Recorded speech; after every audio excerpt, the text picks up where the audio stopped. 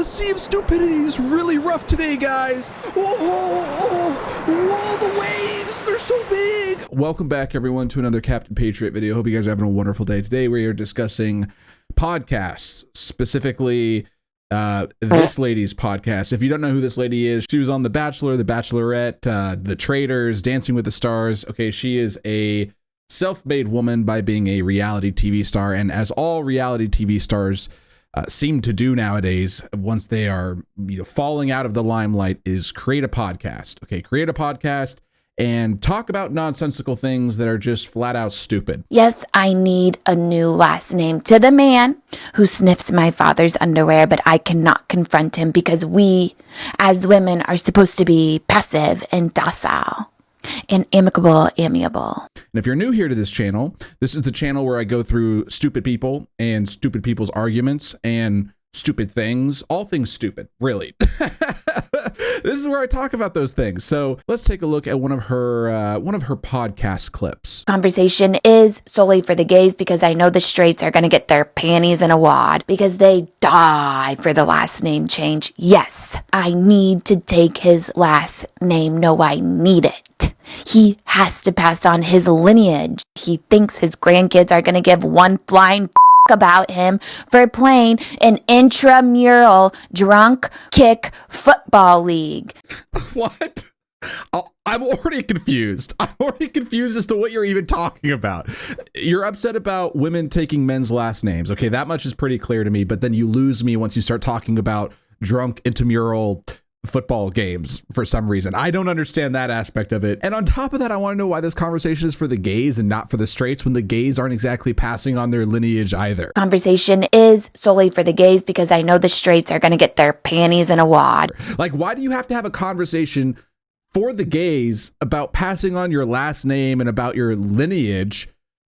Isn't this more of a conversation that you should be directing towards the straights, if anything? Why you're saying this is a conversation for the gays, and then you go and you talk about passing on your last name?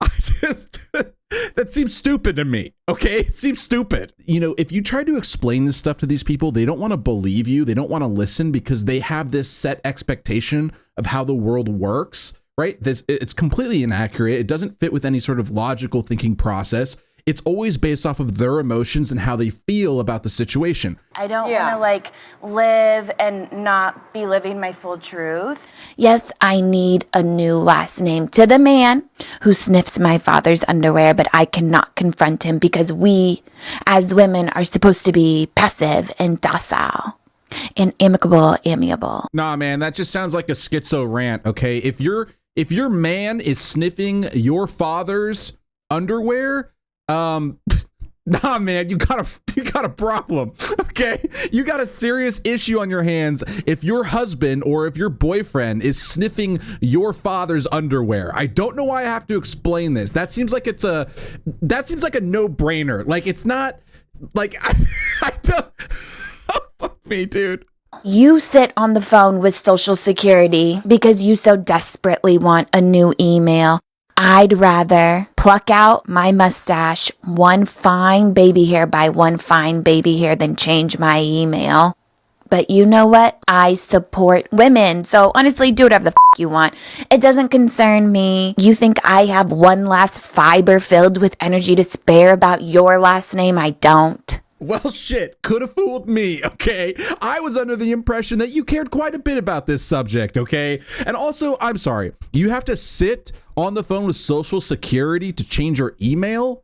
What are you talking about? I don't know. Like, to me, it's incoherent ramblings, but let's watch some more and see if we can delve more into the world of Gabby and try and understand who she is and why she is. There's a toddler running our country. He has spit up on his t-shirt, his belly hanging out, walking around knock-kneed. He has no balance, no equilibrium, and he needs a chainsaw. What in the production company is fulfilling your request to have a chainsaw on stage while you speak at some kind of a summit?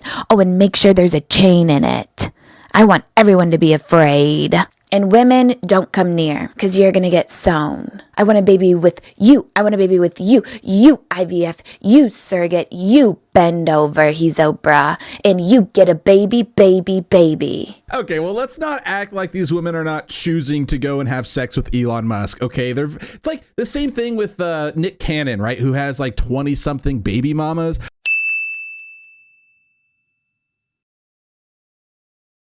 Let's not pretend for a second that these women don't know what they're getting into when they're being in a relationship with this person. Okay, Elon Musk has a reputation. Nick Cannon has a reputation. These are people who you know what type of person they are prior to you getting into a relationship with them. So if they choose to have a child with him, good for them. That's their choice. They're going to get a paycheck out of it. So, hey, good for you, right? Like if that's your goal, if that's your decision, and Elon Musk is fine with paying child support, I mean, it's a broken home. It sucks. It is what it is. But you, as adults, are making decisions on the behalf of your children. That is on you guys. Like there is no like pointing the finger at one person here and saying this is 100% on person A or person B. There's nothing you can really say other than these are two adults making bad decisions for the child. That's it. Like that's all you can really say. It's two adults.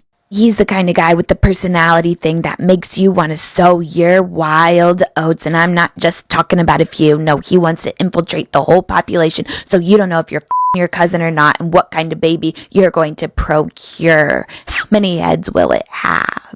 10 fingers and 10 toes on one arm, maybe. What?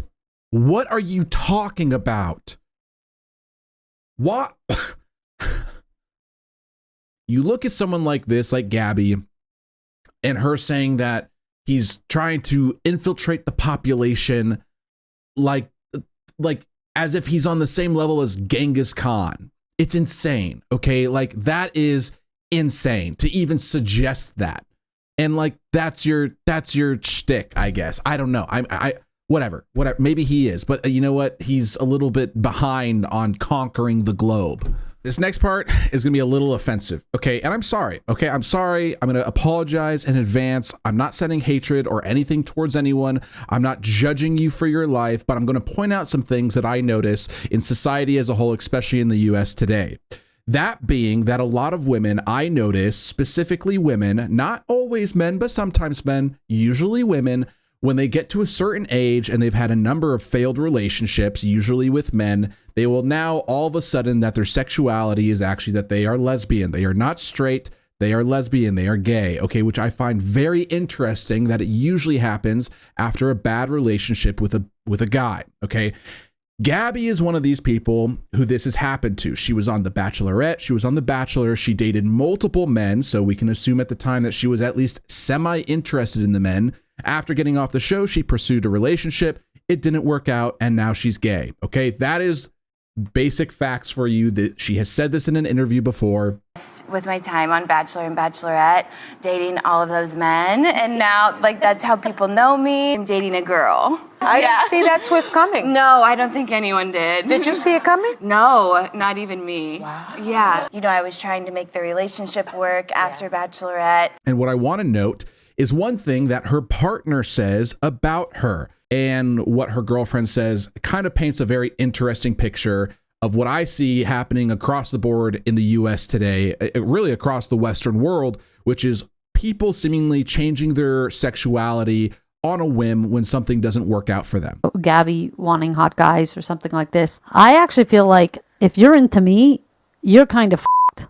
Like, I feel like I'm such a rare breed that if you're into this, I'm into like, it, I all could right. be into Gabby for many reasons. I could be into her because she's brilliant or beautiful or funny or sexy or all the things. If you're into me, you're really just into me. Babe, like, you're there's no sexy frills. and brilliant. But I'm just saying, Gabby has some type of mental illness that makes her into me. And it's such a particular flavor and taste that I'm like, actually, I feel fine. Like, And I would take it over and over again. Well, folks, I think that's about it. I don't think I have too much else to show you. I think in general, like these like influencer podcasts that usually get started, you look at like someone like the Hawk to a Girl or any reality TV show star that starts a podcast, are trying to capitalize on their fame. They're not necessarily bringing any value. They're not bringing any sort of like intellectual discussion. It's never like it's never like at least with Joe Rogan's podcast, or people who are like Joe Rogan or around Joe Rogan are actually bringing on guests that make you think about something. They make you think critically about something. And it's very rarely just a rant and a rave. Obviously Joe Rogan will have people like Alex Jones on, or Eddie Bravo, people who are a little bit more, fun for the sake of like being extreme, or like extreme for the sake of being fun, really. And I just think, these like influencer podcasts that everyone seems to be doing nowadays are just, I don't know, they just seem, they're not as entertaining as I think the people making them think they are. But I mean, I don't think I should be having high expectations for reality TV stars. I just think I am setting my expectations too high. I think I know that, but it doesn't mean that I want to lower my expectations either. I feel like, the higher you set your expectation, the more likely you're going to have people striving to reach that expectation, rather than if you set the bar lower, you're going to have people naturally falling below that bar. And obviously, if you set your expectations high, you're not exactly going to have everyone meeting that expectation. But I think there's more of an ambition to try and meet it than if you set the bar low, you're going to have people naturally falling below that bar. So let me know what you guys think in the comments down below about this. What do you guys think about all these podcasts? Because it feels like there's just a billion and one. And you know what? Who knows? Maybe one day I'll start my own podcast. But for now, I'm going to stick with making videos because this is what I like to do. So if you want to support the channel, hit subscribe, like the video, and let me know your thoughts down below in the comment section. So take care. Enjoy the rest of your day. Bye-bye.